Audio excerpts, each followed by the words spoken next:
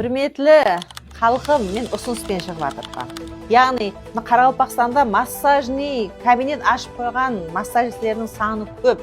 Hürmetli массажистлер, ашып қойған тәдбіркарлар бір ұсыныспен шығып жатқан сіздерге.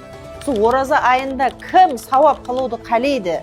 Қанша детский массаж ашып қойыпты, қанша үлкендерге массаж ашып қойыпты. 50-дей, 60-тай массажный салон бар. Әрбір салоннан бір адамнан шыға аласыз ба? Ендігі хәпте алдымызда келтірген, яғни 13 март күні, 5 жұма күні әркім сауап қылайық. Яғни сауап болғанда қандай? ДЦП балаларға, награн инсалларға, жүре алмай жатқан инсалларға, үйіндегі шығу мүмкіншілігі жоқ, мүтәж, ақшасы жоқ, бірақ массажға мүтәжлігі бар инсалларға кім өз үлесін қосады? Бізбенен біргелікте 50 адам шығайық, құрметті инсаллар.